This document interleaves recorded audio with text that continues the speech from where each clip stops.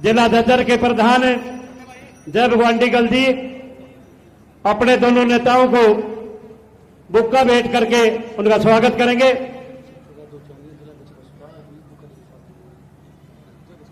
सतप्रकाश दुतानिया जी बुक्का से स्वागत करेंगे। सतपाल दुतानिया जी। अब मैं प्रार्थना करूंगा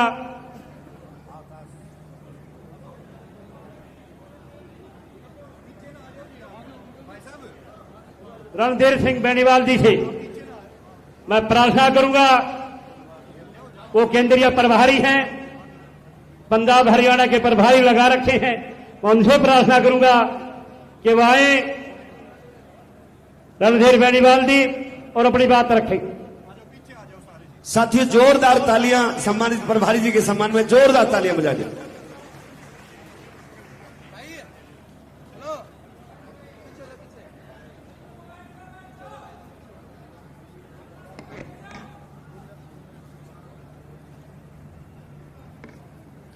बाबा साहब भीमराव अम्बेडकर मान्यवर साहब श्री काशीराम जी को नमन करते हुए, आदरणीय चौधरी देवीलाल जी को नमन करते हुए, देश के सबसे बड़े सूबे उत्तर प्रदेश की 4 बार रही मुख्यमंत्री आदरणीय बहन कुमारी मायावती जी को अपना आदर्श अभिनेता मानते हुए, आदरणीय श्री ओम प्रकाश चौटाला जी को अपना आदरणीय मानते हुए, आज रोहतक लोकसभा की कार्यकर्ता सम्मेलन में मीटिंग में उपस्थित हमारे 2 मुख्यमंत्रियों की सूची में जो अग्रणीय भूमिका निभाने वाले श्री अभय सिंह चौटाला जी, मंच पर उपस्थित मुख्य अतिथि, सम्मानित साथियों, हमारे बीच में आदरणीय बहन कुमारी मायावती जी का आशीर्वाद लेकर के, आदरणीय श्री ओम प्रकाश चौटाला जी का आशीर्वाद लेकर के इस गठबंधन को पूर्ण रूप से अमली जामा पहना करके इस गठबंधन को आगे बढ़ाने के लिए मंच पर उपस्थित आदरणीय बड़े भाई अभय चौटाला जी और बहन कुमारी मायावती जी का आशीर्वाद प्राप्त किए हुए बहुजन समाज पार्टी के राष्ट्रीय कोऑर्डिनेटर और बहन जी के उत्तराधिकारी छोटे भाई श्री आकाश आनंद जी मंच पर उपस्थित हैं। दोनों मुख्य अतिथियों के लिए जोरदार तालियों की गड़गड़ाहट के साथ स्वागत चाहते हैं। भाई तालियों में बड़ी कंजूसी करते हैं भाई झज्जर वाले। रोहतक लोकसभा बहुत जानदार लोकसभा है और झज्जर के लोग दिल्ली के नजदीक रहते हैं, इसलिए सम्मानित साथियों तालियों की गड़गड़ाहट दिल्ली और चंडीगढ़ की कुर्सी तक जानी चाहिए।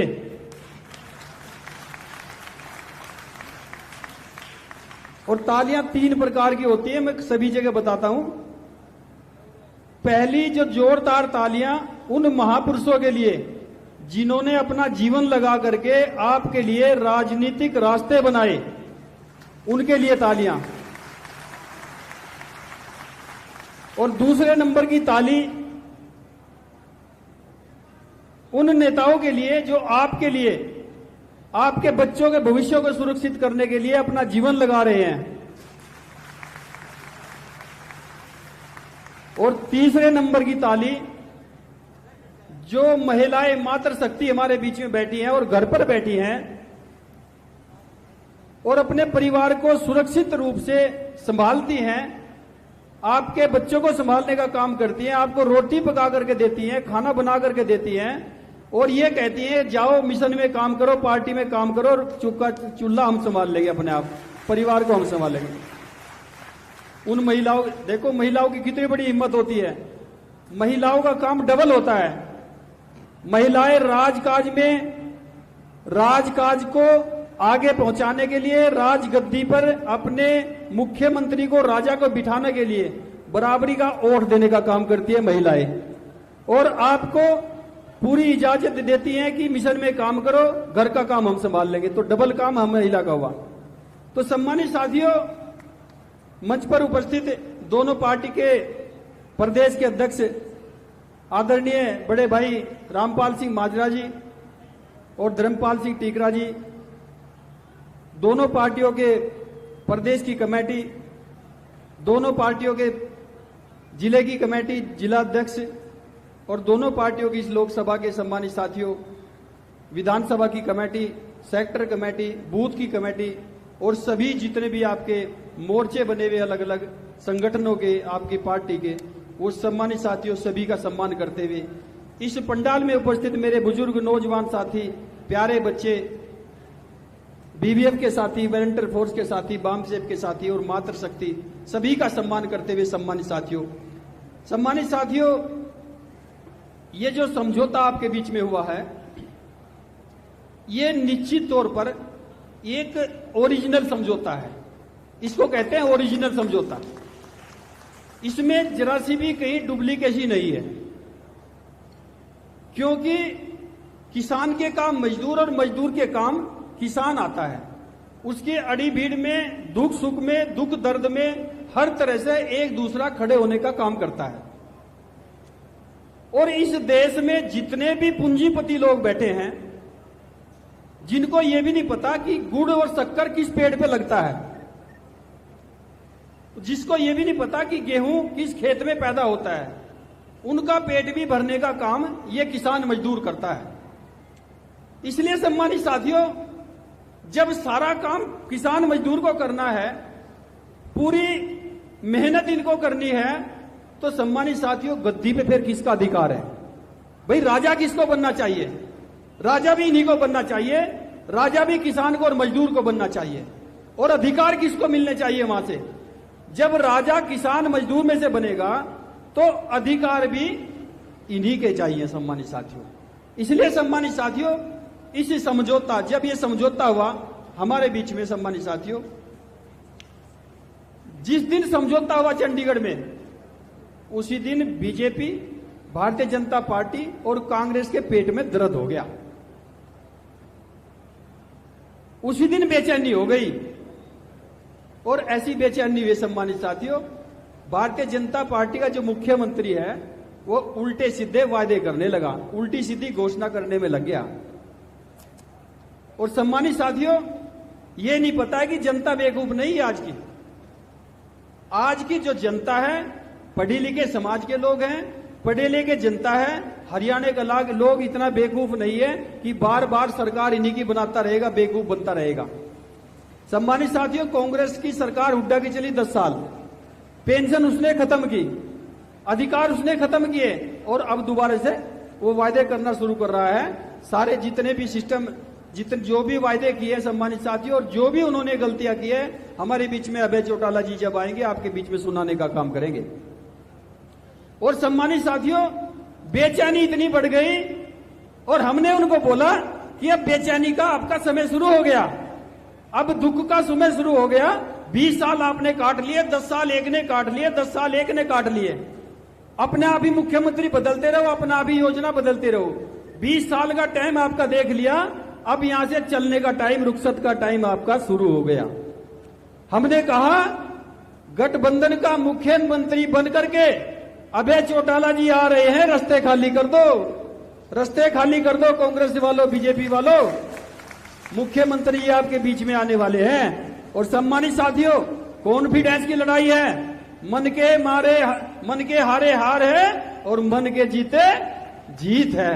इसलिए सम्मानित साथियों, अपने कॉन्फिडेंस को पैदा कर लो, अपने अंदर इतना कॉन्फिडेंस पैदा कर लो कि कहीं भी किसी तरह भी कोई भी व्यक्ति मिले, कांग्रेस का मिले, बीजेपी का मिले, आपके बीच में किसी भी तरह का व्यक्ति हो, किसी का कार्यकर्ता हो, अपने अंदर कॉन्फिडेंस भरो और ये कहना शुरू करो कि गठबंधन की सरकार आ रही है। भाई इस बार तो गठबंधन की सरकार आ रही है। चर्चा करनी है आपको चर्चा शुरू करनी है। जो व्यक्ति, जो पदाधिकारी है दोनों पार्टियों का, उसके लिए फाउंडेशन है, बाध्यता है कि वो काम छोड़ करके काम करे।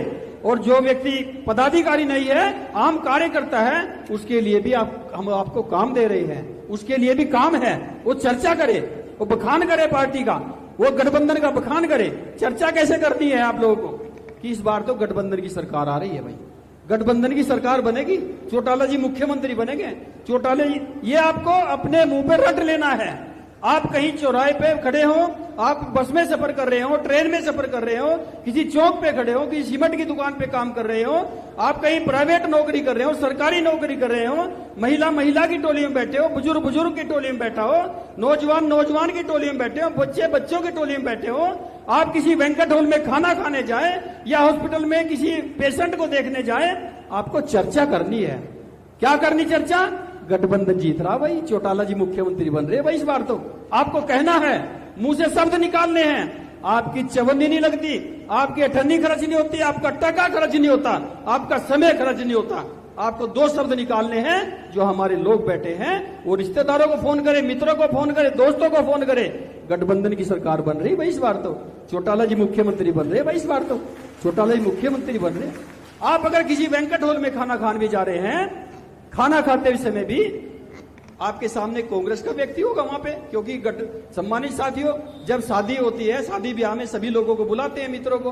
कोई कांग्रेस में होता है, कोई बीजेपी में होता है, कोई आम आदमी पार्टी में होता है, सभी लोग होते हैं।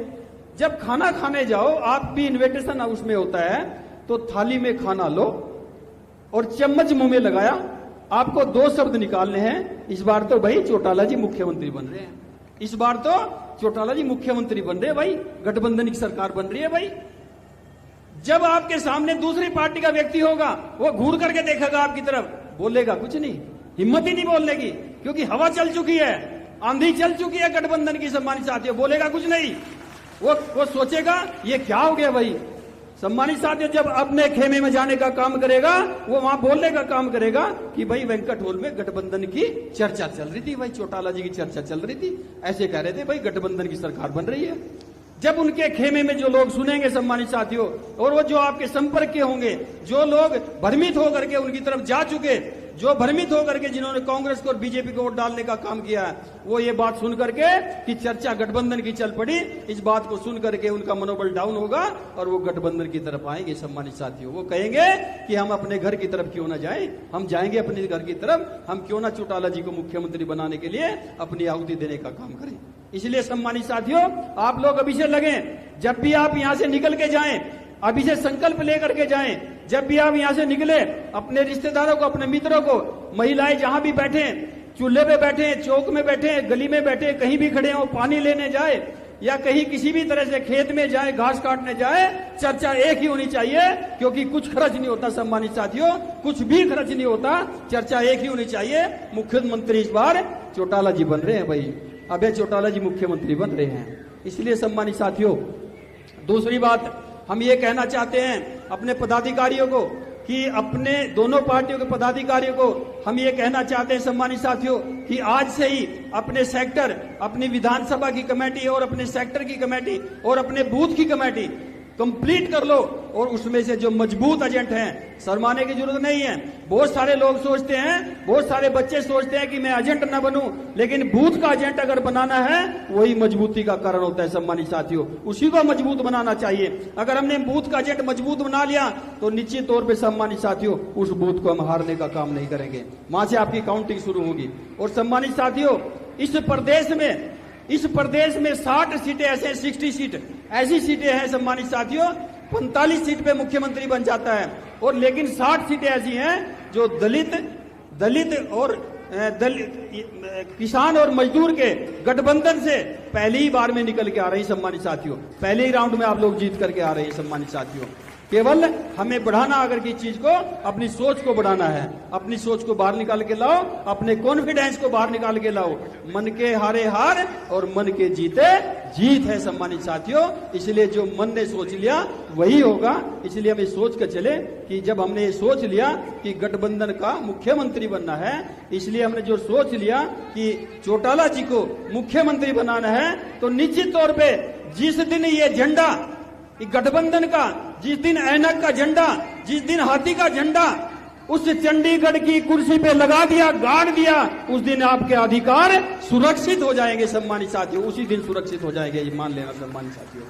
इसलिए कहना चाहते हैं सम्मानित साथियों कि बहुत सारी बहुत सारी पार्टियों के लोग आपके बीच में आने का काम करेंगे, लेकिन भ्रमित होने का कहीं जरूरत नहीं। सम्मानित साथियों, इस सरकार को कहेंगे अपनी सरकार, इस सरकार को कहेंगे अपनी सरकार, क्योंकि दोनों पार्टियों के जो कार्यकर्ता हैं वो दिल से लगे हुए हैं। अगर कैडर किसी के पास है तो इन दोनों पार्टियों के पास कैडर है सम्मानित साथियों, बाकी किसी के पास कोई कैडर नहीं है, उनके पास भ्रमित वोट है सम्मानित साथियों।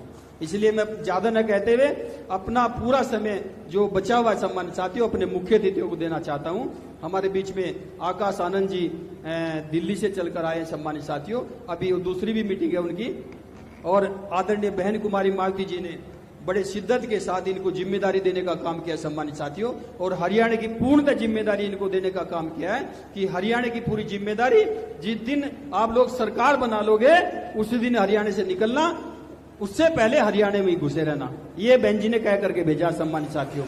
और लाज हमारे कार्यकर्ताओं के हाथ में सम्मानित साथियों, ये आपसे निवेदन है मेरी हाथ जोड़ करके यहाँ का प्रभारी होने के नाते सम्मानित साथियों कि हमारे मुख्य अतिथियों की और आदरणीय बहन कुमारी मावती जी की और हमारे मान्यवर साहब श्री कांसी राम जी की और हमारे चौधरी देवीलाल जी की और बाबा साहब भीमराव अम्बेडकर जी की सौगंध लेकर के जाएं कि हमें सरकार बनानी है, सरकार बनानी है, सरकार बनानी है। धन्यवाद। जय भीम, जय भारत। बहुत बहुत धन्यवाद माननीय रणधीर बेनीवाल जी का। इससे पहले कि आकाश आनंद जी जो राष्ट्रीय संयोजक है आपको संबोधित करें, हमारे बीच में बीवीएफ के सभी जो वॉलंटियर साथी से भाई हैं वो माननीय आकाश आनंद जी को बुक्का दे के सम्मानित करेंगे। और मैं प्रार्थना करूंगा फिर आकाश आनंद जी को कि आए, एक बार जोरदार तालियों से स्वागत करें। ताऊ देवीलाल अमर रहे, अमर रहे, अमर रहे, ताऊ देवीलाल अमर रहे, अमर रहे, अमर रहे, मानवर काशीराम अमर रहे, अमर रहे, अमर रहे।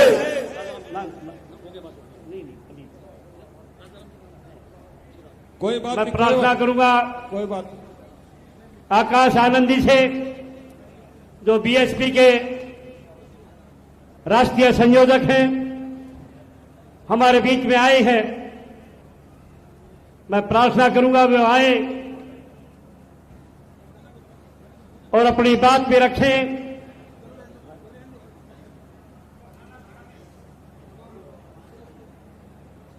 साथियों जोरदार तालियां बजा जोरदार करके तालियों से स्वागत करें। मैं नेताओं से माफी चाहूंगा कि ये पब्लिक 11 बजे से बैठी है, काफी लंबा समय हो गया, तो मैं प्रार्थना करूंगा आकाश आनंदी से कि वो आए और अपनी बात रखें। जय भीम साथियों, जय भीम। मैं आज यहाँ पर इतनी बड़ी संख्या में हमारी महिलाएं जो मौजूद हैं उनको देखकर लगता है कि हमारी महिलाओं ने ऐनक पहन हाथी पर सवार चंडीगढ़ जाने का मन बना लिया है।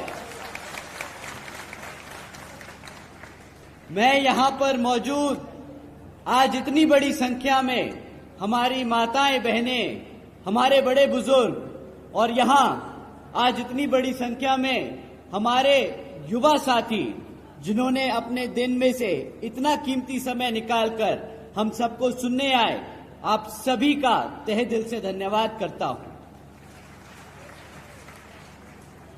और आज की इस विशाल कार्यकर्ता सम्मेलन को सफल बनाने के लिए जो हमारे बसपा और एनएलओ के सभी छोटे बड़े पदाधिकारी एवं नेतागण और हमारे महत्वपूर्ण हमारे मूवमेंट की जान हमारे कार्यकर्ता जिन्होंने इतनी मेहनत कर इसको सफल बनाया, तो आप सभी को भी मैं तहे दिल से धन्यवाद करता हूं।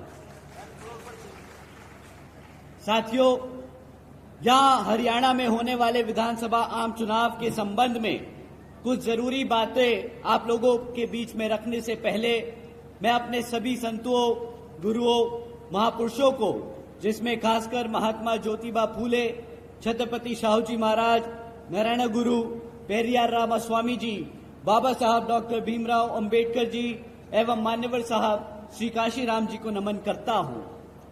साथियों, मैं बहुजन समाज पार्टी की राष्ट्रीय अध्यक्ष व उत्तर प्रदेश की 4 बार मुख्यमंत्री व पूर्व सांसद आदरणीय बहन जी के नाम से लोकप्रिय बहन कुमारी मायावती जी को भी तहे दिल से आभार प्रकट करता हूं। साथियों, जिन्होंने अपनी पूरी जिंदगी बामसेफ, DS4 व BSP के जन्मदाता एवं संस्थापक मान्यवर साहब श्री कांशीराम जी के बताए हुए रास्ते पर चलकर परम पूज्य बाबा साहब डॉक्टर भीमराव अंबेडकर जी के मानवतावादी एवं आत्मसम्मान व स्वाभिमान के मूवमेंट के कारवा को अपने आजीवन त्याग, तपस्या व कड़े संघर्ष के जरिए नई राजनीतिक ऊर्जा, शक्ति व पहचान दी है तथा उत्तर प्रदेश जैसे विशाल व महत्वपूर्ण राज्य में 4 बार बहुजन समाज पार्टी के नेतृत्व में सरकार बनाकर खासकर बहुजन समाज के लिए एक ऐसी मिसाल है जिससे प्रेरणा लेकर करोड़ों लोग यहां आज हरियाणा में भी सामाजिक परिवर्तन व आर्थिक तरक्की के मिशनरी कार्य से जुड़े हुए हैं। इतना ही नहीं बल्कि मैं खुद भी उनके इस नेतृत्व से प्रभावित होकर BSP मूवमेंट से जुड़ा हूं और उनके पदचिन्हों पर चलकर इस मिशनरी दायित्व, कर्तव्य व फर्ज को अपनी आखिरी सांस तक निभाने की पूरी कोशिश करता रहूंगा। साथियों, आज हमारे alliance partner Indian National Lokdal के संस्थापक व पूर्व उप प्रधानमंत्री श्री चौधरी देवीलाल जी को भी तहे दिल से नमन करते हैं। साथ ही साथ NLO के राष्ट्रीय अध्यक्ष व श्री ओम प्रकाश चौटाला जी और आज हम सबके बीच में मौजूद NLO के राष्ट्रीय महासचिव और हमारे गठबंधन की ओर से हरियाणा प्रदेश के मुख्यमंत्री के उम्मीदवार श्री अभय सिंह चौटाला जी को तहे दिल से आभार व स्वागत प्रकट करते हैं। साथियों, इससे पहले मैं यहां विधानसभा आम चुनाव के मुद्दे आप लोगों के बीच में रखूं, मैं हाल ही में ऑनरेबल सुप्रीम कोर्ट के सब कास्ट कैटेगराइजेशन के जजमेंट के ऊपर आप लोगों से 2 मिनट बात करना चाहूंगा, जिसके संबंध में आदरणीय बहन कुमारी मायावती जी ने भी अभी कुछ ही दिन पहले प्रेस कॉन्फ्रेंस कर हम सबको उसके बारे में अवगत कराने का काम किया था। साथियों, ये जो सब कास्ट कैटेगराइजेशन का जजमेंट अभी पास हुआ है सुप्रीम कोर्ट जी से, तो इसका मतलब क्या है मैं आपको मूल्य में बताता हूं। साथियों, ये जो ऑर्डर पास हुआ है इसके तहत राज्य की सरकारों को पूरी ताकत दे दी गई है, जिसके तहत वो SC/ST कास्ट के अंदर जो रिजर्वेशन की सुविधा है उसको अपनी मनमर्जी से किसी भी जाति को निकालकर हटा सकती है और किसी भी जाति को उस SC/ST में रिजर्वेशन देने की ताकत रखती है। साथियों, जो ये रिजर्वेशन का मुद्दा है, ये बाबा साहब ने सिर्फ और सिर्फ हमारे राष्ट्रपति जी को और पार्लियामेंट को, हमारी पार्लियामेंट को छेड़खानी का दिया था। ताकत सिर्फ उन्हीं के पास थी कि इस सूची में किसको रिजर्वेशन दिया जाए और किसको ना दिया जाए, वो सिर्फ और सिर्फ पार्लियामेंट और राष्ट्रपति जी के पास था। परंतु ये जजमेंट के तहत ये अब ताकत उठाकर राज्य की सरकारों को दे दी गई है। अब इससे आपका क्या नुकसान है साथियों? इससे हमारे SC/ST भाइयों का ये नुकसान है कि अब राज्य की सरकारें अपने मन मुताबिक हमारे बीच में मनमुटाव पैदा करने के लिए एक जाति को रिजर्वेशन की फैसिलिटी देगी और दूसरी से छीन लेगी। साथियों, ये राजनीतिक टूल बन जाएगा, ये वोट बैंक का टूल बन जाएगा, ना कि जिस शिद्दत से, जिस कारण से ये रिजर्वेशन की फैसिलिटी दिलाई गई थी हमारे समाज को, ये उससे हटकर आज एक राजनीतिक टूल बनकर रह जाएगा। और साथियों, जैसा कि आदरणीय बहन जी ने कहा है कि ये समय के साथ हमारे सभी SC/ST जातियों को हटाकर आम जातियों में बांटने का काम करेंगे। तो साथियों, आपसे दरखास्त है कि इस मुद्दे पर आप लोग अपने समाज में, अपने घर गांव में जाकर बात करें और इसका, जैसा कि बहन जी ने खंडन किया है, आप लोग भी बड़े पैमाने पर खंडन करें। आप लोगों से दरख्वास्त है, जिस तरीके से जिस तरीके से अंग्रेजों ने भारत को बांटा था, उसी तरीके से ये कांग्रेस और भाजपा की सरकारें हमारे SC ST समाज को बांटने का काम करेंगी। इसके जरिए साथियों, ये लोग जो अपने आप को संविधान के रक्षक बताते हैं, उन्हीं के वकीलों ने सुप्रीम कोर्ट के सामने खड़े होकर इस पे हामी भरी थी। साथियों, यही है आपके असली गुनहगार, यही है आपके दुश्मन जो आपको अंदर से खोखला करने की कोशिश कर रहे हैं। तो साथियों, आपसे दरखास्त है कि इसका खंडन करें, इसके चक्कर में ना पड़ें, और जैसे आदरणीय बहन कुमारी मायावती जी ने कहा है कि इससे हमारे समाज को बांटने का काम किया जाएगा। SC ST एक समाज है, कोई हजारों जातियां नहीं, हम सब एक हैं, तो रिजर्वेशन भी एक है हमारा। अब साथियों, हरियाणा प्रदेश की बात करते हैं तो पिछले 10 साल से यहां हरियाणा में भाजपा की सरकार चल रही है, और अब जब आम चुनाव हमारे सर पर है तो फिर से आपके बीच में आकर ये भाजपा के लोग आपसे आपका वोट मांगने का काम करेंगे। परंतु साथियों, इस बारी आप लोगों को वोट डालने से पहले आपको इनसे कुछ जरूरी मुद्दों पे सवाल करने होंगे। साथियों, मैं आपसे जाति और धर्म के आधार पर सवाल करने को नहीं कहूंगा, मैं आपसे कहूंगा कि आप शिक्षा पे सवाल करें, रोजगार पे सवाल करें, और यहाँ पे आसमान छूती हुई महंगाई पे सवाल करें। ये 3 ऐसी चीजें हैं जो हमारे घर को, हमारे आने वाले भविष्य को इम्पैक्ट करती हैं। साथियों, शिक्षा के नाम पर जब आपको सवाल करना है तो इनके 10 साल का रिकॉर्ड आज ये कहता है कि पिछले 10 सालों में सरकार ने यहाँ पर 5000 से ज्यादा प्राइमरी स्कूल्स को बंद करने का काम किया है। एक तरफ हमारे बच्चों की पढ़ने की संख्या बढ़ रही है और दूसरी तरफ इन्होंने हमारे प्राइमरी स्कूल्स बंद करने का काम किया है। साथियों, इतना ही नहीं बल्कि यहाँ पर हरियाणा में 2200 सीनियर स्कूल हैं, सीनियर सेकेंडरी स्कूल है। आज उनमें हजारों स्कूलों में से ज्यादा प्रिंसिपल तक नहीं है। अब साथियों, आप बताइए कि एक तरफ जहां बच्चों के स्कूल बंद करे जा रहे हैं और बचे कुछ स्कूलों में जहां पर बच्चे पढ़ने जाते हैं वहां पे पढ़ाने के लिए शिक्षक नहीं है, तो अब आप ही बताइए क्या ये आपके भविष्य से खिलवाड़ है कि नहीं। अब आप ही बताइए, अगर आपका बच्चा अगर पढ़ेगा नहीं तो क्या अपने पैरों पर कभी खड़ा हो पाएगा कि नहीं। बताइए, हमारी माताएं बैठी हैं, खड़ा हो पाएगा कि नहीं। जब अपने पैरों पर नहीं खड़ा हो पाएगा तो क्या करेगा, गुलामी ही करनी पड़ेगी ना इन सत्ताधारी लोगों की। बताइए, तो आपको अब समय आ गया है इनको सत्ता से उखाड़ फेंक, अपने अभय सिंह चौटाला जी को, माननीय अभय सिंह चौटाला जी को सत्ता में बिठाने का। साथियों, ऐसा कोई सा महीना नहीं जाता शिक्षा के नाम पर जब हम सवाल करें तो इनसे जरूर पूछिएगा कि पेपर लीक की खबरें जो हमें आए दिन सुनने को मिलती हैं, उसका क्या इनके पास इलाज है।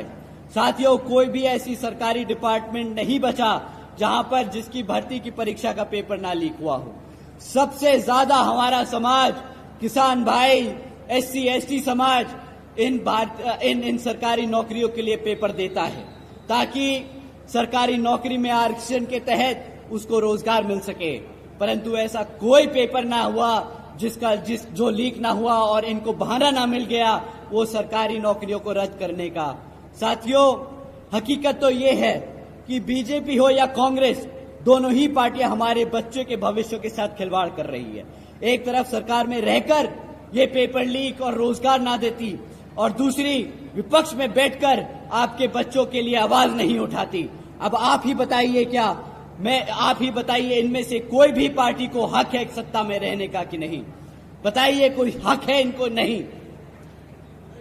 साथियों, एक तरफ भाजपा और कांग्रेस है जो गरीब विरोधी नीतियों पर चल रही है और दूसरी तरफ हमारी आदरणीय बहन कुमारी मायावती जी की नीतियां हैं जिसके तहत चलकर यूपी में बीएसपी की सरकार ने सावित्रीबाई बालिका आशीर्वाद योजना चलाई थी, सावित्रीबाई फूले बालिका शिक्षा योजना चलाई थी, जिसके तहत 7 लाख से ज्यादा बच्चियों को 12वीं तक की शिक्षा के लिए आदरणीय बहन जी ने 600 करोड़ की लागत लगाकर इनको पढ़ाने का काम किया था।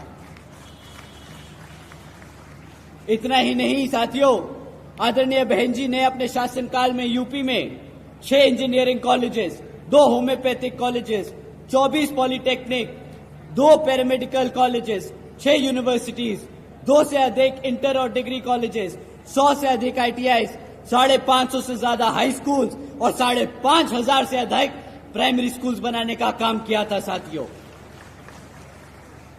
और अभी इतिहास में पहली बार हमारे सरकारी स्कूल्स, हॉस्टल्स और कॉलेजेस में हमारे सभी ओबीसी, गरीब और वंचित समाज के बच्चों के लिए 27% आरक्षण के इंतजाम किया था साथियों। भारत में पहली बार ऐसा हुआ था। तो साथियों, ये लिस्ट इतनी लंबी है कि अगर मैं आपको पूरी लिस्ट सुनाने बैठूं तो मेरा गला सूख जाएगा और समय खत्म हो जाएगा, परंतु वो लिस्ट खत्म नहीं होगी। इसी तरह मुझे पूरा विश्वास है, बहन जी को पूरा विश्वास है कि जब आप आदरणीय अभय सिंह चौटाला जी को मुख्यमंत्री बनाकर चंडीगढ़ की गद्दी पे बिठाएंगे तो उसी तरह, उतनी मेहनत से आपके बच्चों के लिए स्कूल्स और कॉलेजेस खोलेंगे। साथियों, आज यहां पर रोजगार के नाम पर पिछले 10 सालों में इतना बड़ा मजाक हुआ है कि आज यहां 40% युवा बेरोजगार घूम रहा है। हमारा हरियाणा का 40% युवा बेरोजगार घूम रहा है। इतना ही नहीं साथियों, बीजेपी पिछले 10 सालों से सरकार में लगातार आसीन है, उसके बाद भी आज यहां 2 लाख सरकारी नौकरियां खाली पड़ी हैं। एक तरफ लेकर कुल मिलाकर एक तरफ 40% युवा रोजगार मांगता है और दूसरी तरफ सरकार के पास 2 लाख सरकारी पद खाली पड़े हैं। परंतु ये भाजपा की सरकार कौशल विकास निगम जैसी योजना चलाकर पक्की नौकरियां नहीं, कच्ची नौकरियां देती हैं। और उसमें भी वो इसलिए कच्ची नौकरियां देती हैं ताकि आपको उन 2 लाख सरकारी नौकरियों पर रिजर्वेशन न देना पड़े। साथियों, एक तरफ बीजेपी की सरकार ऐसे काम कर रही है, दूसरी तरफ हमारे लोगों को गरीब, कमजोर और बेहाल बनाने का काम कर रही है। तो दूसरी तरफ कांग्रेस की सत्ता में बैठी कांग्रेस के सारे एमएलए विपक्ष में बैठकर बीजेपी को घेरने का काम नहीं कर रहे, उनसे सवाल नहीं उठा रहे, उनको काले झंडे नहीं दिखा रहे। वो उनके साथ मिले हुए आपके बच्चों को गरीब और आपको गुलाम बनाने का काम कर रहे हैं। साथियों, एक तरफ तो ये कांग्रेस और भाजपा ही है, दूसरी तरफ बहन जी की सरकार के दौरान 90,000 से अधिक शिक्षकों को रोजगार मिला था, 1 लाख से अधिक सफाई कर्मचारियों को रोजगार दिया गया था, 2 लाख से अधिक जवानों को पुलिस फोर्स में भर्ती किया गया था और 30 लाख से अधिक हमारे अपर कास्ट समाज के कमजोर बच्चों को विभिन्न सरकारी नौकरियों देने का काम किया था। साथियों, ये सिर्फ 5 साल का काम है, ये सिर्फ 5 साल का काम है। एक तरफ भाजपा 10 साल से राज कर रही थी, उससे पहले कांग्रेस 10 साल से राज कर रही थी और आज भी 40% युवा बेरोजगार है। तो बताइए, इनकी मंशा पे आपको शक होता है कि नहीं? लगता है कि ये लोगों ने गद्दारी करी है कि नहीं? साथियों, इतना ही नहीं, बहन जी के शासनकाल में सरकार के दौरान कृषि और एवं संबंधित कार्यों में मिनिमम वेज, जिसको भी 55 रुपए से बढ़ाकर 100 रुपए कर दिया गया था प्रतिदिन। इतना ही नहीं, क्रीमी लेयर की वार्षिक आय को भी 3 लाख रुपए से बढ़ाकर 5 लाख रुपए करा था। और यहां पर हमारे किसान भाई बैठे हैं, उनको जानकर हैरानी होगी, रातों रात आदरणीय बहन जी ने गन्ना के दाम दुगने कर दिए थे। जिस तरीके से यहां पर आदरणीय अभय जी सरकार में आकर आपके लिए करेंगे। साथियों, बहन जी के गवर्नेंस मॉडल के तहत चलकर ही बसपा की सरकार ने प्रदेश के सभी समाज के लोगों को अपने पैरों पर खड़ा कर उनको स्वाभिमान से जीने का अधिकार दिलाया।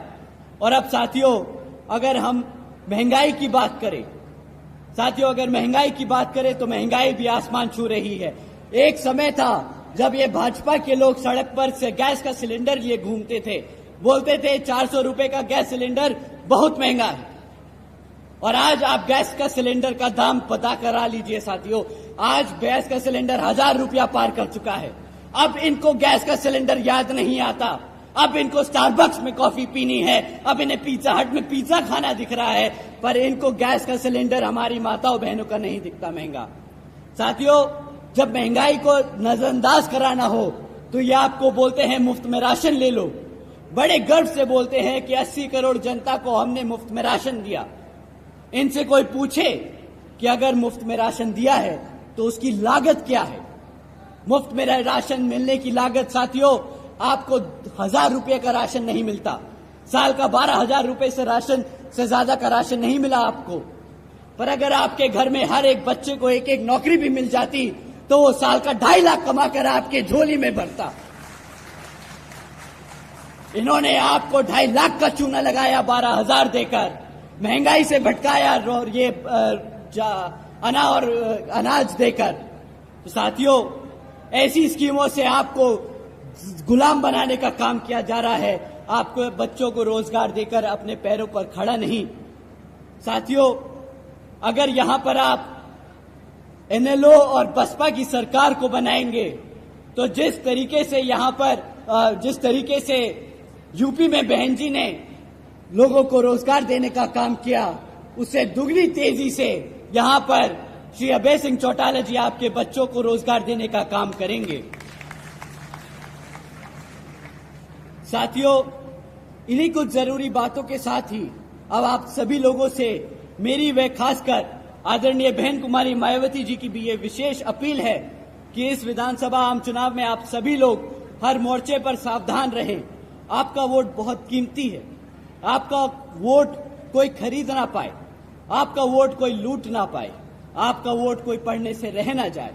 साथियों, जाति बिरादरी, धन बल, मंदिर मस्जिद या किसी भी भावना आदि के नाम पर कोई स्वार्थी अपने जाल में फंसाकर आपके वोट का दुरुपयोग ना कर ले, क्योंकि साथियों, देश के हर एक महिला, पुरुष व युवा को वोट डालने का अधिकार यहाँ परम पूज्य बाबा साहब डॉक्टर भीमराव अंबेडकर जी के अति महत्वपूर्ण देन है। मैं आप सभी से एक बार फिर से खास अपील करता हूं कि आप लोग यहाँ अपने अपने क्षेत्रों में जहां बसपा और एनएलओ के विधानसभा उम्मीदवार चुनाव लड़ रहे हैं, तो आप उन लोगों को वोटिंग मशीन पर बसपा का हाथी चुनाव चिन्ह और एनएलओ का चश्मे का चुनाव चिन्ह के सामने वाले बटन को दबाकर यहां पर उन्हें भारी मतों से जिताकर विधानसभा में भेजने का काम करें, ताकि आने वाले समय में आप सब हमारे अपने श्री अभय सिंह चौटाला जी को मुख्यमंत्री के रूप में देखकर आपके लिए काम करने का मौका दें। अब अंत में मैं अपनी बात यहाँ खत्म करने से पहले अपनी सारी माताएं बहनें, सारे बड़े बुजुर्ग, हमारे सभी युवा साथी, हमारे सभी प्रेस के, हमारे मेहनतकश गीतकार, हमारे सभी कार्यकर्ता और नेतागण, आप सभी का मैं तहे दिल से धन्यवाद करता हूं और आपसे विनती करता हूं कि अब हमारे मुख्य अतिथि श्री अभय सिंह चौटाला जी की आप बात सारी ध्यान से सुने। वो आपको आकर बताएंगे कि किस तरह आपके लिए यहाँ पे काम किया जाएगा। तो एक बार जोरदार तालियां हमारे श्री अभय सिंह चौटाला जी के लिए। बहुत बहुत धन्यवाद माननीय आकाश आनंदी का। अब मैं प्रार्थना करूंगा बहुत तेजधारू, कर्मठ, संघर्षशील और प्रदेश में अपनी बात के धनी के नाम से मशहूर किसानों की आवाज, युवा दिलों की धड़कन चौधरी अभय सिंह चौटाला से मैं प्रार्थना करूंगा कि आए और अपना संदेश आपको दे। मैं 2-3 नारे लगाऊंगा, आपने उसमें सहयोग देना है। बाबा साहब अमर है।